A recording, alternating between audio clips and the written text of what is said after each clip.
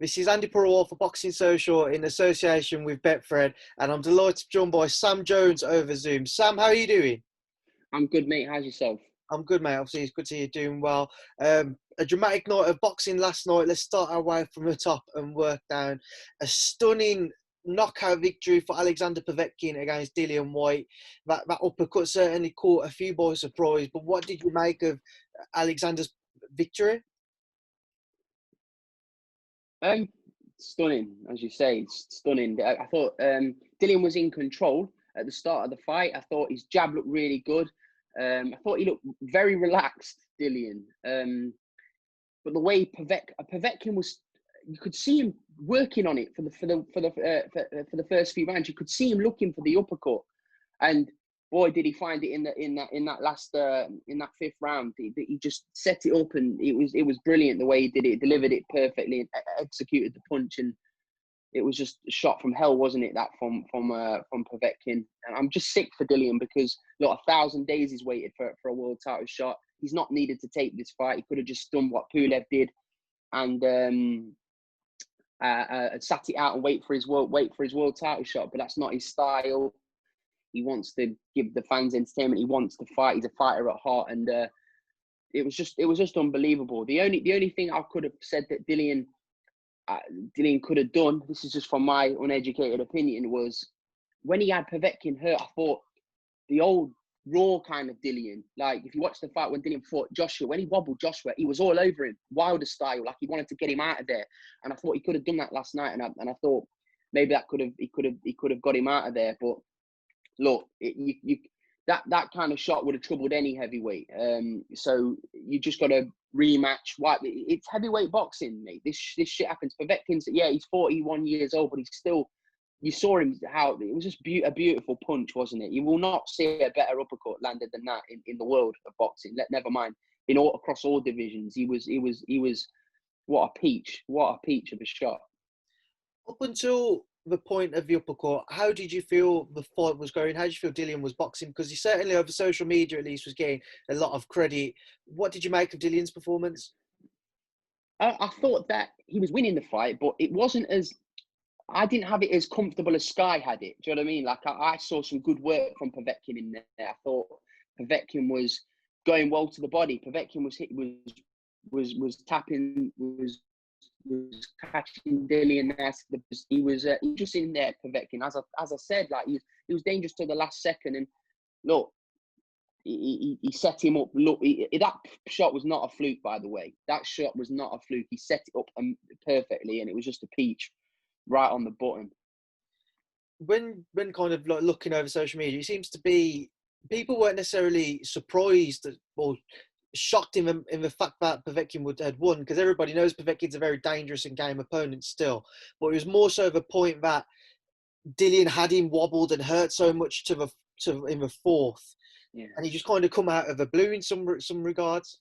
Povetkin always does that though, doesn't he? Listen, he had Joshua hurt. He had David Price had him all over the place. David Price wobbled Povetkin all over the place. So you can never count him out. But listen, there's a lot of know-it-alls on Twitter, on social media today saying, "Oh, I knew that was going to happen." Okay, then no, you didn't. Like everyone knew Povetkin was dangerous. I knew Povetkin was dangerous. I thought Dillian was going to win the fight, and he was winning. But it's heavyweight boxing, isn't it? It's heavyweight boxing. This can happen. This can happen to absolutely anybody. It's big, heavy. Big punching heavyweights throwing punches at each other. Anything could happen. I mean, Dillian is like he's looked vulnerable in fights before against Parker. Like you've seen Dillian in trouble before, but I mean, he got there was no getting up from that. It was just you've got to just give credit to Alexander Povetkin. I see that Dillian's teams getting stick online or. The coach's situation, strength and conditioning. Listen, Dillian was in great shape for that fight, and he just got knocked out by a huge uppercut. Like, there's nothing more to. You can't really dress it. I mean, I looked at it again. I watched it again this morning. As I said before, maybe Dillian could have jumped on him, but opinions are like arseholes, aren't they, mate? Everyone's got one. Like it's different when you're in there. I thought Dillian was boxing well. I thought he was boxing well. one lapse of concentration and boom, he got to. I respect Dillian massively. Like he takes hard fights. He doesn't need to. He's been mandatory for a million days for the WBC world title. Hopefully, Eddie's going to get the rematch. He can right the wrong.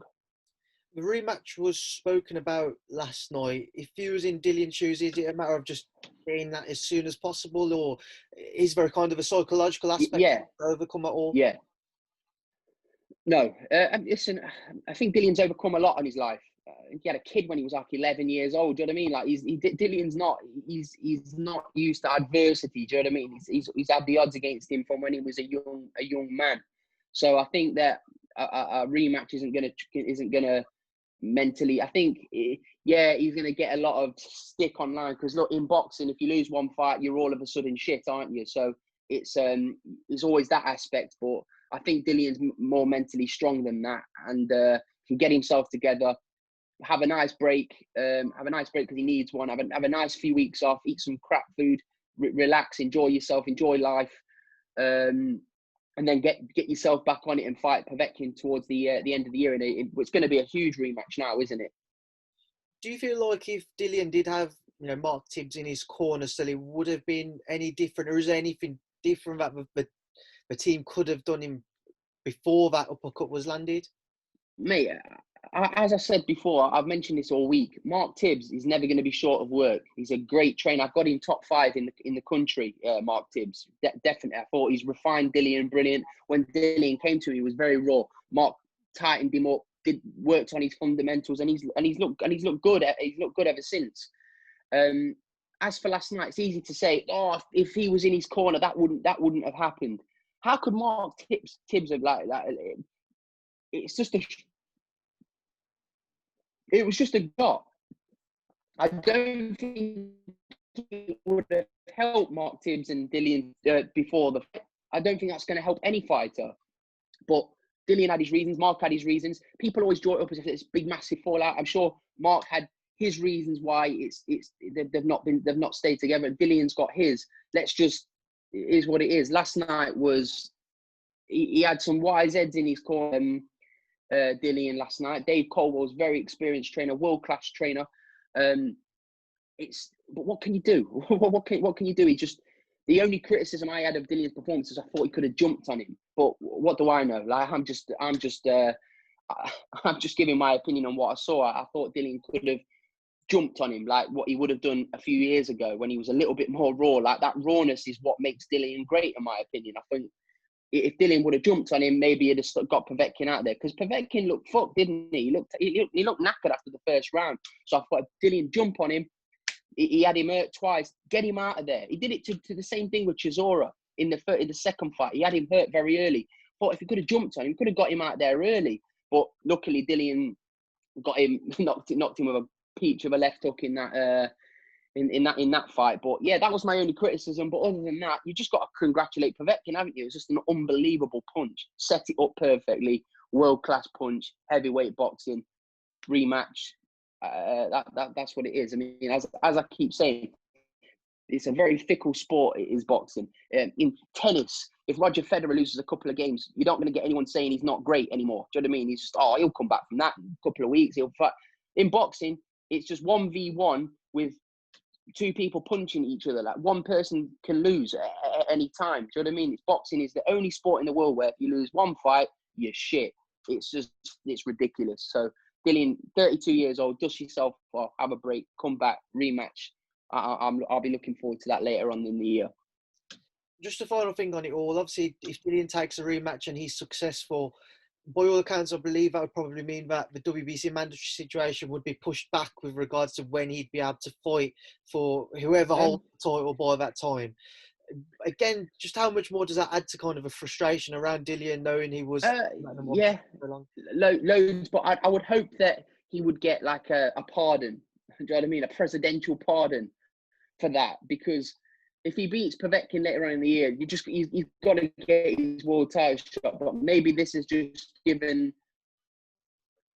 this is a sign to say, let's get the Fury Joshua fight on. That's the fight everybody wants to see. It's the fight. I'm a fan. I want to see that fight. I don't want to see Wilder Fury 3. I know it's contractually obligated, so we're gonna have to see it. But if that fight's not gonna happen this year, let's get Fury Joshua on the end of this year. Who cares where it is? I don't care if it's in Saudi Arabia. I don't care if it's in. I don't give a shit where the fight is. Let's just see those two in a ring together, and it's the biggest fight in recent memory. Let's obviously move down through the rest of the card now, Sam. Taylor Persoon, again, a terrific fight. How did you have it? I personally had Katie Taylor edging it. I did. I had Katie Taylor edging it. I thought in the early rounds she adjusted from the last fight, but Persoon was just relentless. I said yesterday, like Babic with a wig. She was just unbelievable, like that unbelievable fit. She's like a Duracell battery. She just kept coming and coming and coming and coming. What can you say? It was just a great fight, and big fan of Katie Taylor. I think she's just full of class, and I'm happy she got the. I thought she lost the first fight personally. I thought she lost the first fight against Persoon, but I thought she won. I thought if it was a draw, I wouldn't have argued. Do you know what I mean? I wouldn't have argued. It was very difficult to score. Like, that's why I wasn't really. That fight for me was above my head. I didn't know how people were scoring. It wasn't obvious in my honest opinion. I thought if anyone was going to get it, it's going to be Katie Taylor here. That's just my opinion. Then beneath that, we had Clay Congo again. He was a very good matchup. Chris Congo stopping Luther in the end. Yeah, great. That was a brilliant shot. What did you make of their clash? I thought it was a lot closer than what other people had it. I thought Luther Clay was doing some good body work with Congo, but I thought Congo always looked the most composed out of the two. And it was an amazing finish, and I'm really pleased for Congo because he's been like in the wilderness for the last couple of years. Like, he's had 1,000 different managers. He's been, do you know what I mean? He's been all over. That his career's not really had a clear path. So I'm really pleased for Chris there. And it was a great performance, great finish, and I'm really pleased for him. And you mentioned him earlier, very briefly, Alan Babic with another stunning victory against Sean Dale Winters. Mate. What does he have about him? Where do you think he can actually go now? I think I'd put him in with my heavyweight tomorrow morning, Guido. Like, my Italian heavyweight, Guido would batter him. That's just my opinion. That Babic has got. Listen, Joe Joyce gets accused of having no defense. I don't know what that makes Babic, but he's raw entertainment, isn't he? I love watching him. He's a nutcase, isn't he? He looks an absolute nutcase. Like, he spelled slow wrong the other day, didn't he? How did he spell it? SLAU. Like, who's going to be the one to correct him? Because he's a madman, isn't he? Great entertainment, great value, and he's great TV, isn't he? But I would stick my heavyweight Guido in with him, no problem. Final fight on that card was Chelly Cullens, actually somebody you have past experience with. But how did you score that fight? Because a lot of people have 9-1 Chelly. 9-1 Chelly. I had it was an absolute landslide. This is what it upset me yesterday because look, he fought my guy Cody. You were at your call, weren't you? I'm sure you was at your call that night.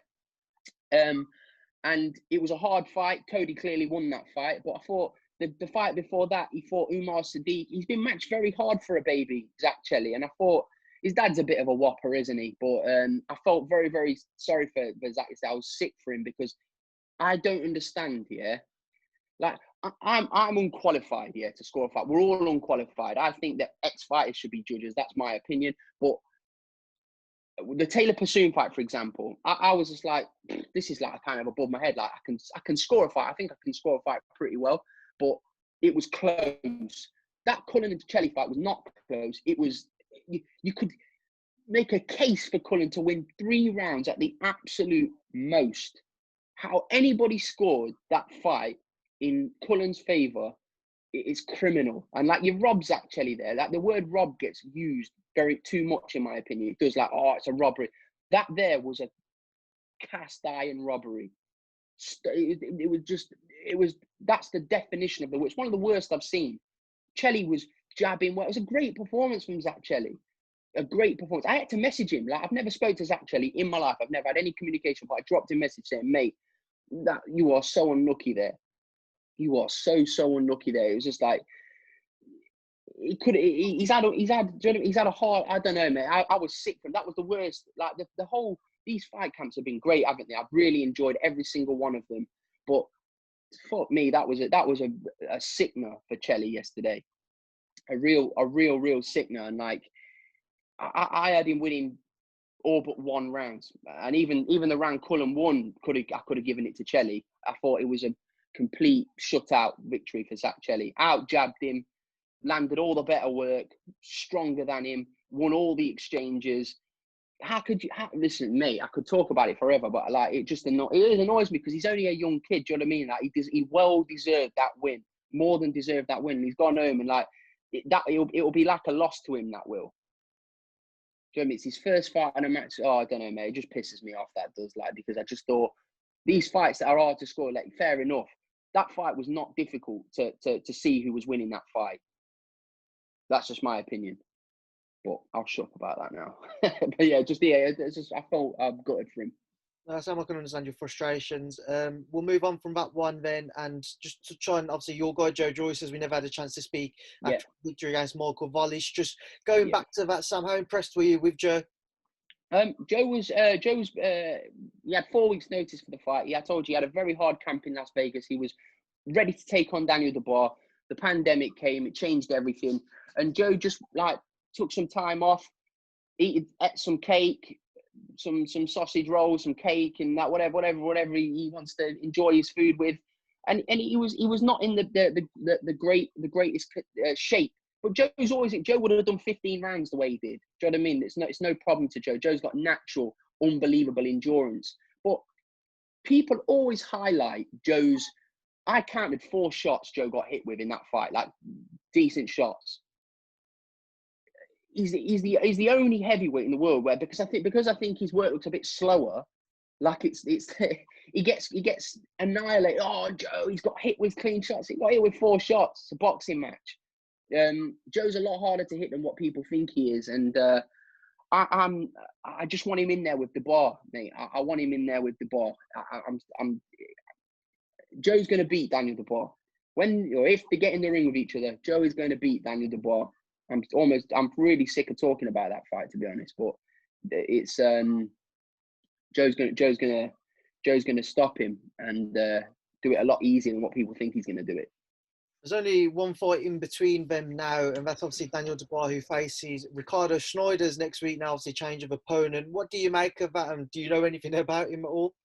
I think that they bottled the Pfeiffer fight. I think they looked at Pfeiffer and thought, we don't need to make a risk because Pfeiffer can fight. Pfeiffer's got a great amateur pedigree.